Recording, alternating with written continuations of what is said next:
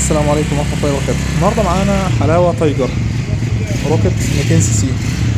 الحالة العامة زي ما حضرتك شايف، وعلى فكرة انا عامل لك فيديو دقيقة ونص المرة دي ومطول شوية وجايب لك صوت الموتور في نهاية الفيديو، وركز في الفيديو. وطبعا هسيب لك رقمين لصاحب الموتوسيكل. تمام. اول رقم 0100 822 11 67. الرقم التاني 0155 3 صفار 8285. استاذ محمد السبع. تمام كده.